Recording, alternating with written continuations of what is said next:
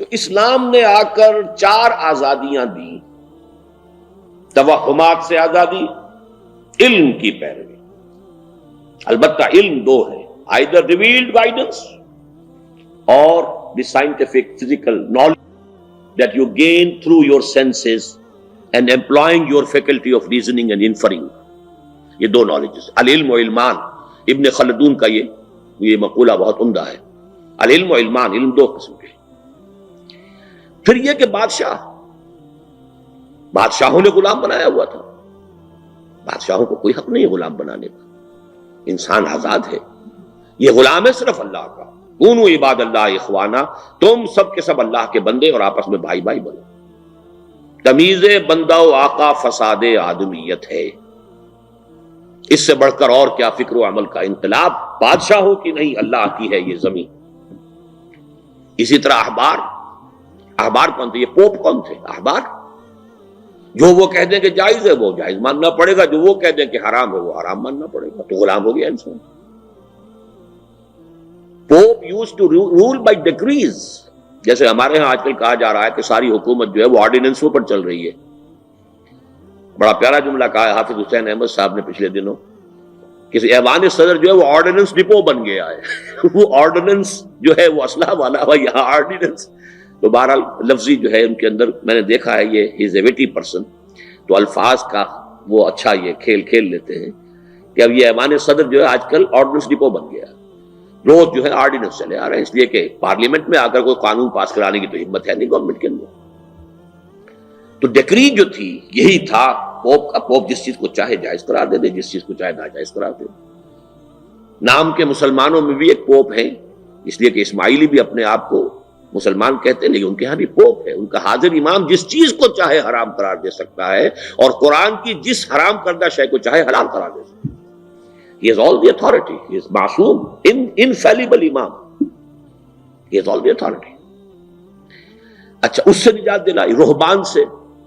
راہبوں نے جس طریقے سے کہ لوگوں کو اپنا غلام بنایا ہوا تھا، اور ان کی جیسا کہ آپ سورہ توبہ میں آیت پڑھیں گے، ان کثیر من الاحبار والرہبان لا یاکلون اموال الناس بالباطل.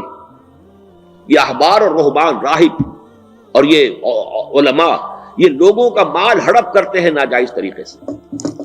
ہماری خدمت میں نذرانے لاؤ. یہ جو یہاں پہ بزرگ دفن ہے، ایک کا سجادہ نشین میں ہوں. یہاں پہ لا کے چادر چڑھاؤ، یہاں نذرانہ پیش کرو، ان کی سفارش ہوگی، بیڑا پار ہو جائے گا. یہی تو غلامیت تھی نا. نصف لی و نصف لک وہذا قوم جاہلون. یہ دنیا میں ہمیشہ سے یہ غلامی رہی ہے کہ ایک طرف بادشاہوں کی غلامی اور ایک طرف مذہبی غلامی. ایک طرف بادشاہ بیٹھا ہوا، راجہ بیٹھا ہوا ہے، یہ چندر بنسی ہے، یہ سورج بنسی خاندان ہے، یہ دیوتاؤں کی اولاد ہے، دیوتاؤں کی نسل ہے. اسی کا کاؤنٹر پارٹ یورپ میں تھا، divine rights of kings. Kings have divine rights. مسلمانوں نے کہا ذل اللہ السلطان ذل اللہ فی الارض. سلطان تو آسمان کا، اللہ کا سایہ ہوتا ہے.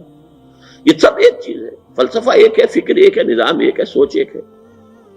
لیکن دوسری طرف کوئی پیر ہے یا پروہت ہے یا پادری ہے یا پنڈت ہے یا پجاری ہے، یہ سب پے سے شروع ہوتے ہیں الفاظ.